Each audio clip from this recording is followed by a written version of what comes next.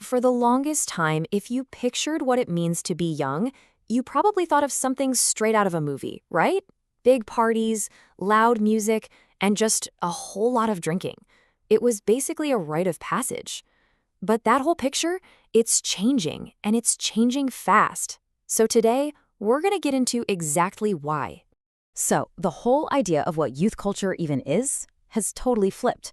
What used to be all about red Solo cups and these massive all-night ragers is being replaced by something completely different.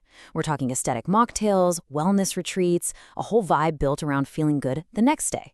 So, is this just a trend, or is it something bigger? A fundamental change in how we all hang out? Okay, so this is the number that really tells the story.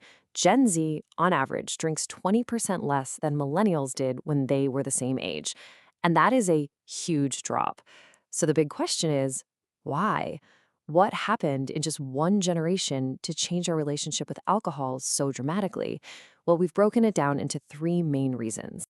All right, so reason number one is something that honestly older generations just never had to deal with.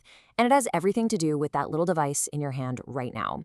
We're living in an age of constant documentation, what some people are calling a digital permanent record. I mean, just think about it for a second. For, say, Gen X or millennials, a messy night out might lead to some blurry memories, a few funny stories you tell your friends. But for Gen Z, oh man, every single moment is a potential photo, a potential video that can be posted and shared with the entire world in seconds. There's really no escaping the camera. And this, right here, has created this totally new phenomenon, hang anxiety. It's not just the headache and the physical hangover anymore. It's that awful, crushing dread the next morning when you scroll through your phone, terrified of what you might have posted, or worse, what someone else tagged you in. It just adds this whole new layer of stress and consequence to a night of drinking. And this quote just nails it. For a generation that grew up carefully curating their online image, the choice to drink or not to drink isn't just a health decision. It's brand management. It's all about controlling your own story in a world where one bad video can literally define who you are. Okay, but it's not just about the social pressure. There is a very real, very practical reason driving this whole shift, and that is the insane cost of getting a buzz. In a lot of cities right now, a single cocktail, just one, can easily cost you $18, sometimes even more. And for a generation that's super focused on financial wellness and dealing with crazy inflation, spending that much on a drink that's probably going to make you feel awful tomorrow, well, the math just isn't mathing, you know? And this chart right here, it breaks it down perfectly. This is the new way of thinking. You can get a cocktail for a high price with a potential hangover, or for less money, you can get a really cool non-alcoholic drink that makes you feel refreshed and even has added benefits like adaptogens or botanicals that help you chill out or focus. It's a no-brainer for a lot of people. They're not just avoiding the bad, they're actively looking for something better. And that is the key. This is the real game changer. They aren't just saying no to alcohol. They are creating a huge new market for drinks that give you a functional buzz. We're talking THC-infused seltzers, sparkling waters with adaptogens, you name it. They want a drink that does something positive for them without any of the downsides.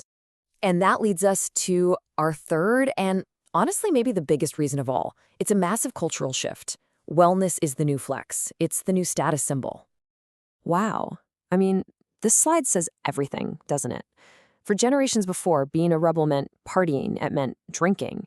For Gen Z, rebellion is optimization. It's about biohacking your body, your mind, being the absolute best version of yourself. And in that world, alcohol just doesn't really have a place. So the whole definition of what's cool has just been rewritten.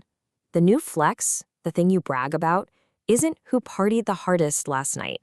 It's waking up at 7 a.m. to run a 5K. It's posting that Pilates class selfie, or showing off that you finished dry January. These are the new status symbols, for sure. And really, the foundation for all of this is a huge focus on mental health. This number is just wild. 86% of Gen Z say that their mental health is just as important as their physical health. It is a massive priority. So it's pretty simple, right? If you're all about protecting your mental health, if you're actively trying to optimize how you feel, cutting out a known depressant like alcohol is one of the easiest, most logical first steps you can take. So, okay, let's put it all together. you've got the fear of a digital permanent record, the crazy high cost of drinks, and this massive cultural wave towards wellness. So, what does that mean for the future of just hanging out? Is the party over? But here's the thing, the party's not over, not even close. It's just evolving. It's moving away from the sticky floor of a crowded bar and into these amazing new spaces. We're talking sober social clubs, wellness festivals, even those early morning workout classes. The basic human need to connect and have fun is still there. It's just the venue and the drinks that are changing. Which really leaves us with this one last question to think about. As the whole definition of a good time shifts away from getting wasted and towards optimizing yourself and actually connecting with people, you gotta ask, is the party really over? Or is a whole new, maybe even better, kind of party just getting started?